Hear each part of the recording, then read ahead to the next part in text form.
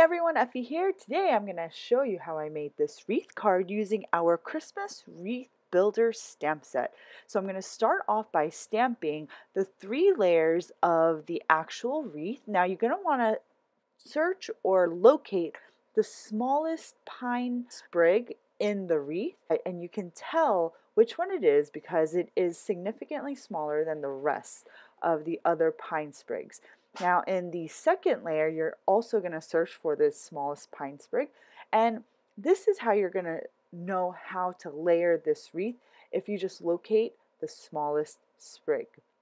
When I stamp this wreath, I make sure that that smallest sprig is located near the top, and this is going to help me when I go to die cut it later on.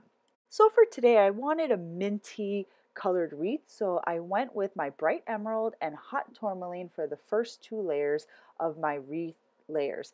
For the third layer, these are like the little branches that are in between each of the pine sprigs. So I just stamped this in our found topaz, and you can find the smallest branch in this layer as well. You just have to locate and identify which one it is.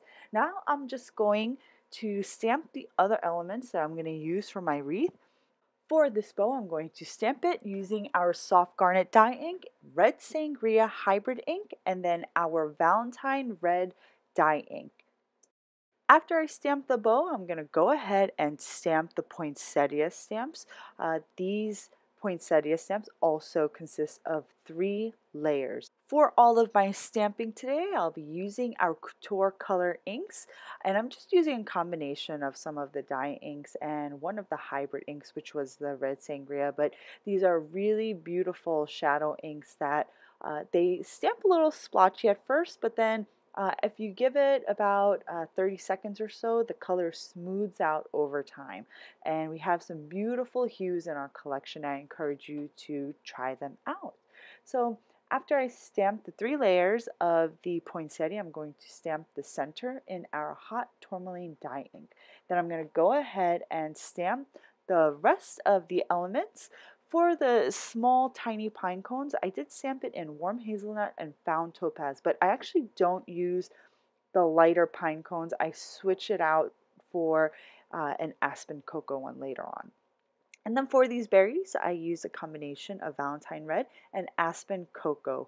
Then I'm going to go ahead and stamp some holly leaves using a combination of bright emerald and hot tourmaline. Next, I'm going to die cut the wreath. Now, there are 3 bars within the wreath die.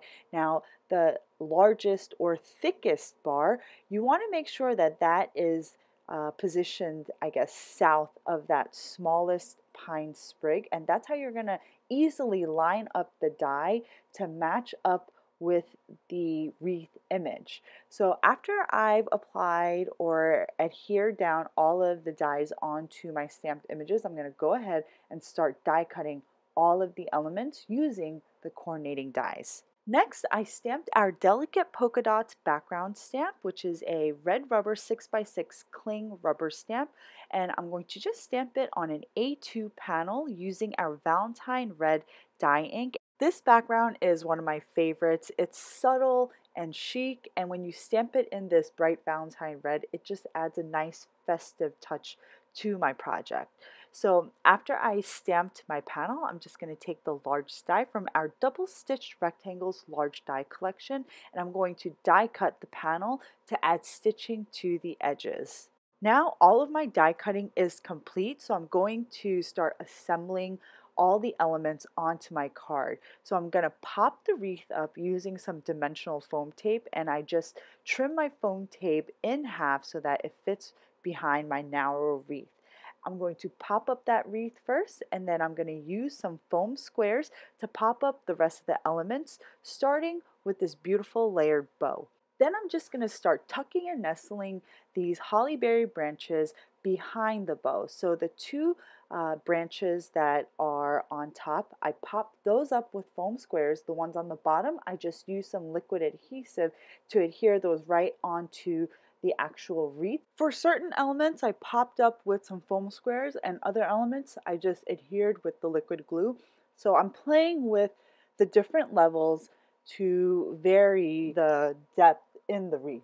After I popped up my pine cones, I just stamped some additional holly leaves and I just tucked those behind my bow. So next I'm going to stamp the sentiment from the same Christmas wreath builder set in our noir dye ink onto some white card. After I trimmed it into a square, I just popped it up in the center of my wreath. And then lastly, I just added some of our gold medallion sequins to complete my card.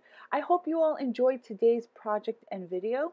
This card has a ton of dimension and it's just so festive and pretty, and I just love it. So if you haven't done so already, be sure to subscribe to our YouTube channel because I update it on a weekly basis. So thanks so much for watching. I'll see you next time.